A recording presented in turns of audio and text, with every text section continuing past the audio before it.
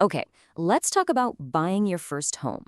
It is, without a doubt, one of the most exciting things you'll ever do. But I've got to tell you, that sticker price, that's not the real price. We're going to map out exactly what's hiding under the water so you can navigate this whole process like a total pro. What are these costs that cause so much stress? What are you actually paying for? Well, it's time to decode them, piece by piece, so there are absolutely no mysteries left. Okay, this list might look a little intimidating. I get it. We've got land transfer tax, legal fees, title insurance, adjustments, lender costs. But don't you worry, we're going to walk through every single one of these so you know exactly what's coming. First up, the big one. This is usually the largest closing cost you're going to face: land transfer tax. Basically, anytime a property changes hands, the government charges a tax. It's a tiered system, which just means the more expensive the home, the higher the percentage of tax you pay. And hey, if you're buying in Toronto, you get hit with a double whammy. You have to pay both the provincial tax and a municipal one. It adds up, and it adds up fast. All right, next, legal fees. Now, you're not just paying a lawyer to shuffle some papers around. No way. You're paying for their expertise to protect you, to make sure there are no scary surprises in the contract. You're also covering their out-of-pocket costs for things like couriers or registration fees. They call those disbursements. Then you've got title insurance. Think of this as your personal shield. It's a one-time payment for an insurance policy that protects you from all sorts of potential nightmares, like title fraud, zoning problems, or maybe a surprise lien on the property from a previous owner. It really gives both you and your mortgage lender some serious peace of mind. Now, adjustments sounds kind of vague, but it's all about fairness.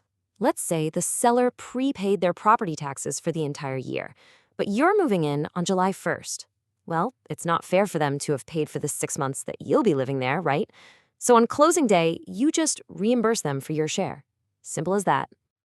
And last but not least, don't forget about your lender. Before they give you a giant pile of money, they need to be sure the house is actually worth what you're paying for it. So they'll often require a professional property appraisal to confirm the value. And yeah, that cost usually gets passed on to you. Okay, phew, I know that's a lot of costs, and it can feel a bit heavy. But there's some really good news here. The system actually has a built-in advantage just for people buying their very first home. Let's talk about your edge as a first-time buyer. And here it is, the big one. The government knows that the land transfer tax can be a huge hurdle. So to help you out, eligible first-time homebuyers can get a pretty significant rebate on that tax.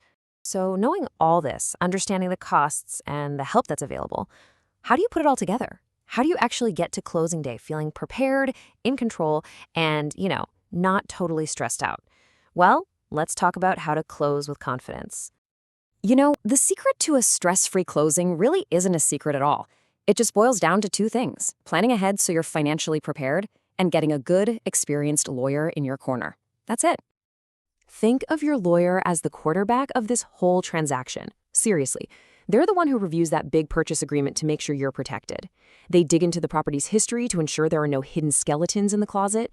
They handle all that complicated mortgage paperwork, and they coordinate everything to make sure closing day goes off without a hitch. Are you ready to close with confidence?